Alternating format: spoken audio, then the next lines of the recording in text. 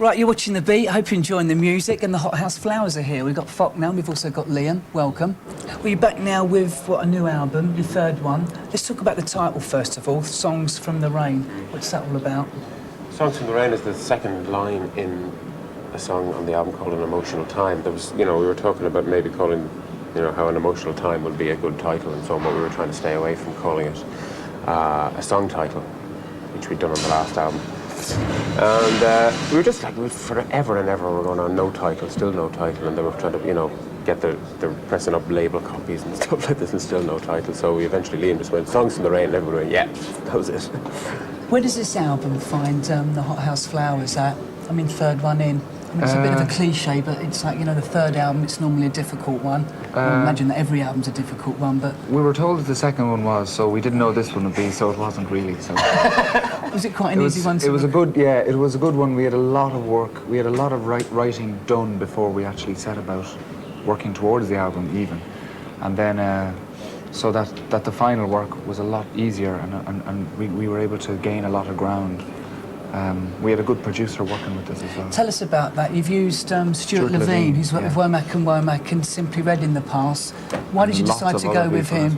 And what was he like to work with? Well, we decided to go with him purely because he was a good guy, and that's the most important thing that we need, is just somebody who's fair, who isn't, whose head won't get in the way of what we're doing. And he's one of those people who you can count. If you have a point, he'll accept your point. He won't sort of say, he won't agree, or he'll argue it, which is important too. Somebody who's strong who can argue a point and sort of throw us out the window if necessary. And so that was, and it worked out great because he was one of these people who would come into the studio with us to the place we were playing, as opposed to being behind the window of the control room. And that makes a huge psychological difference. I understand, Faulkner, that Dave Stewart's done a couple of tracks as well. Faulkner.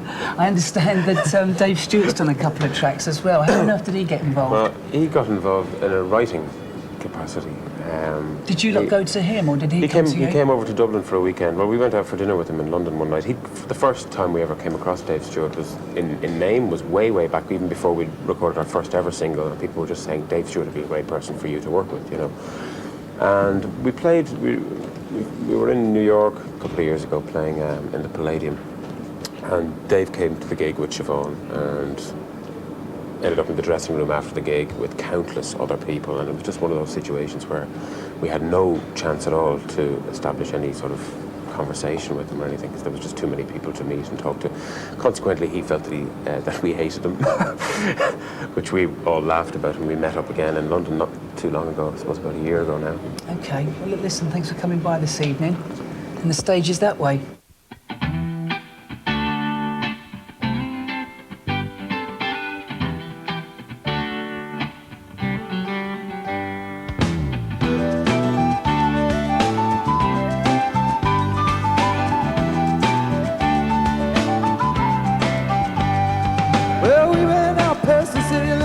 Try to get a better point of view.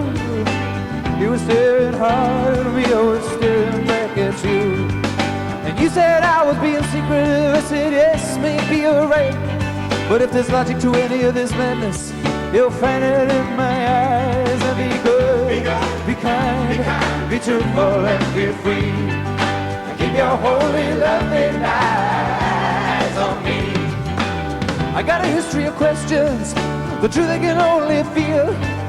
What matters to me the most is what is there and what is real. We could start by shaking each other and talk about something else, and I know in the end we could get to the point where we could go and get some rest. And be good, be kind, be truthful and be free, and keep your holy loving eyes on me. Be good, be kind, be truthful and be free, and keep your holy loving eyes on me. Keep them on me.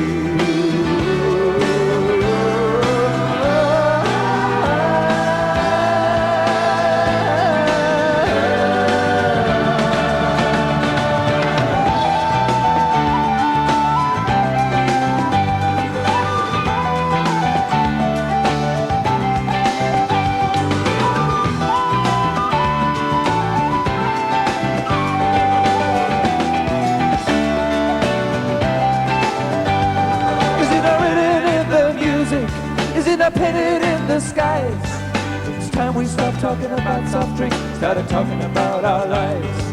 There is answers in the music, and there are answers in the words. And if we stop talking in circles, we might get closer to the earth. And we can be good, be kind, be truthful and feel free. And keep your holy loving eyes on me. Be good, be kind, be truthful and feel free. Yeah, keep your holy loving eyes on me.